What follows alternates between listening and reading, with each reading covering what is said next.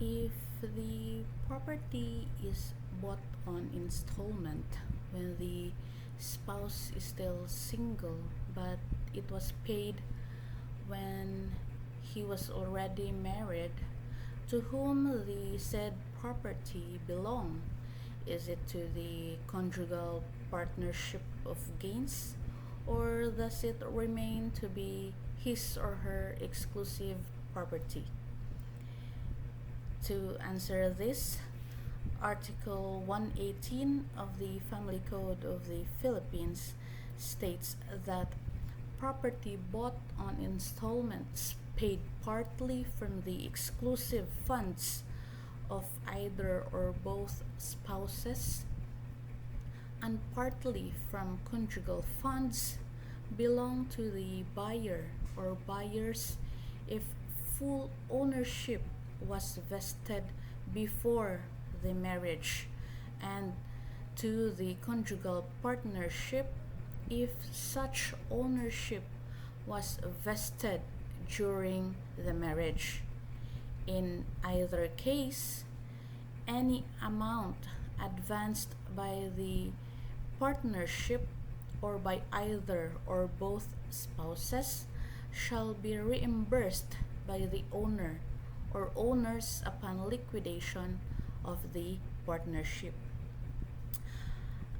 A two-tiered test may be applied in determining whether a property acquired during the marriage is conjugal or exclusive. First, we have the manner of acquisition test, whether onerous or gratuitous. The other one is the source of fund test, whether it comes from conjugal funds or exclusive money. If the property is acquired during the marriage by gratuitous title by either spouse, the property so acquired is exclusive property.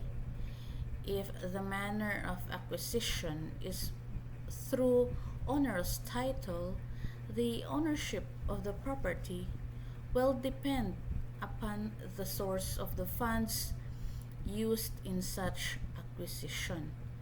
If the funds are sourced from the exclusive money of either spouse, the property so acquired is exclusive property.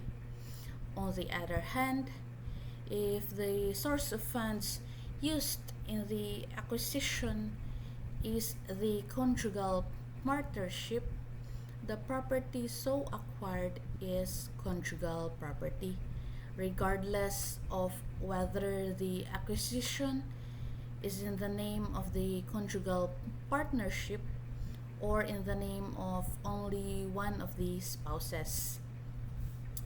The foregoing rule does not apply to a property purchased on installments by either or both spouses prior to the marriage, but the payment thereof is completed only during the marriage.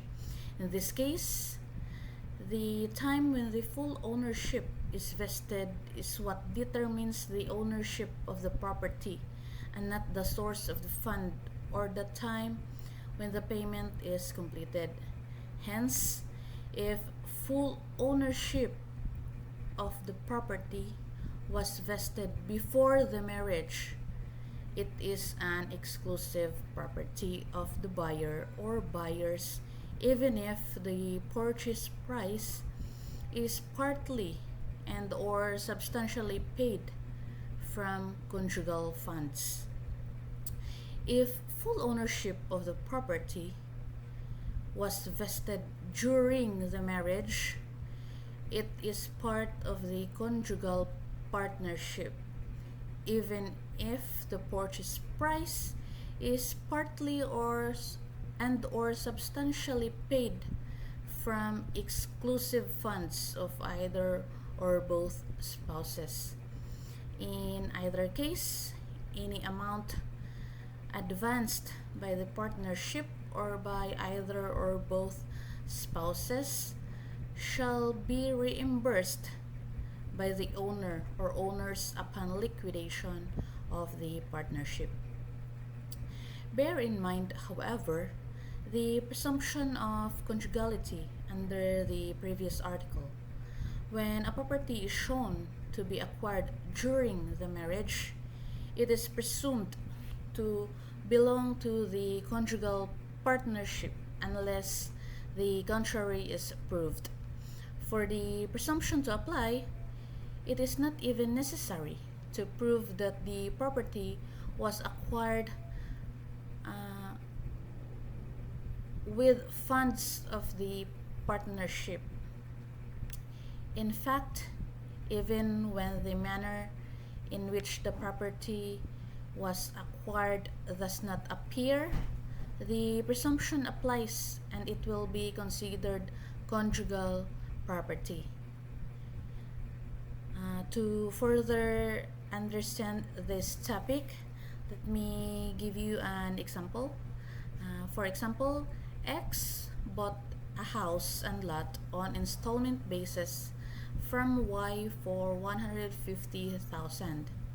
He paid 120,000, but there is a stipulation that upon the execution of the contract, ownership shall be vested upon X. A few months later, X married Z. During the marriage, the amount of 20,000 was paid out of conjugal funds. Now the question, who owns the house and lot? X is the owner because ownership was vested in him before the marriage. The fact that the amount was paid on installment basis does not matter. What matters is the stipulation that the ownership shall be vested before the marriage. Under Article 1478 of the Civil Code, the parties may stipulate the ownership of the thing shall not pass to the purchaser until he has fully paid the price. Conversely, they can agree that even if the price has not yet been fully paid, ownership shall be acquired by the vendee.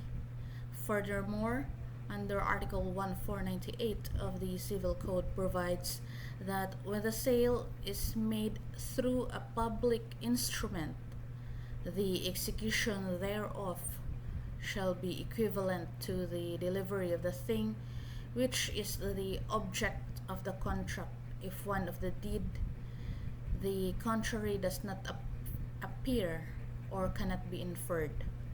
If the ownership in the case above cited is vested during the marriage, the house and lot are owned by the conjugal partnership. The law, however, requires that in either case, X must reimburse the conjugal partnership for whatever he advanced or paid. In the same vein, in the second case, the conjugal partnership shall reimburse X in the amount of 120,000 he paid to Y. The important note in this article is that it is important to determine when full ownership over the property is vested and the need for reimbursement.